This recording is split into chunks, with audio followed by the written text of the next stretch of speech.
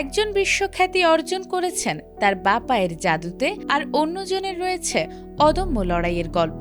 বছরের পর বছর ধরে ফুটবল বিশ্বকে দুই ভাগে ভাগ করে রেখেছে এই দুই তারকা ফুটবলার, একজন মেসি আর অন্যজন রোনালদো। তবে এই দুই তারকাকে নিয়ে বিতর্ক থামেনি কখনো, কিন্তু কোটি ভক্তের মনে একই প্রশ্ন বারবার ঘুরপাক খেয়েছে, যদি একদিন সবচেয়ে বড় মঞ্চে, সবচেয়ে বড় চাপের ম্যাচে তারা একে অপরের সামনে দাঁড়ায়, বিশ্বকাপের গল্পে কি তবে সেই স্বপ্নের অধ্যায় লেখা হতে চলেছে?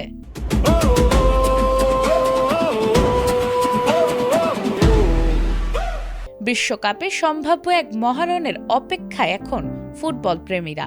সব হিসাব মিলে গেলে কোয়ার্টার ফাইনালে মুখোমুখি হতে পারে আর্জেন্টিনা ও পর্তুগাল, অর্থাৎ জাতীয় দলের জার্সিতে প্রথমবারের মতো বড় কোনো টুর্নামেন্টে দেখা যেতে পারে লিওনেল মেসি ও ক্রিশ্চিয়ানো রোনালদোর বহুল প্রতীক্ষিত দ্বৈরথ।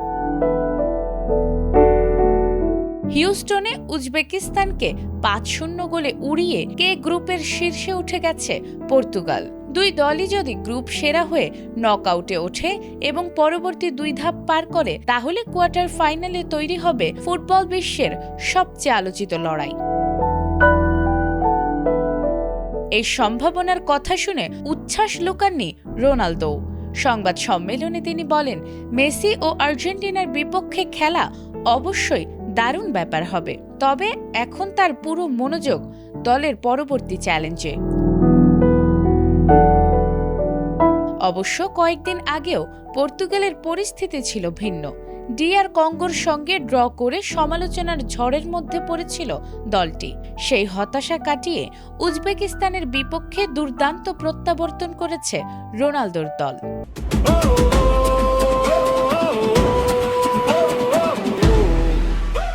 ম্যাচ শেষে রোনালদো বলেন, গত সপ্তাহটা ছিল অন্ধকারাচ্ছন্ন। এমনও মনে হয়েছিল যেন ফুটবল ছেড়ে দিয়েছি, কিন্তু কঠোর পরিশ্রমের উপর বিশ্বাস হারাননি তিনি। আর সেই বিশ্বাসই পর্তুগালকে ফিরিয়ে এনেছে জয়ের পথে।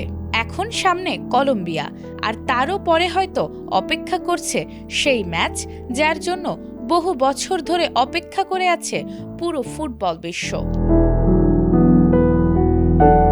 নাজমুন নাহার জান্নাত, এটিএন বাংলা।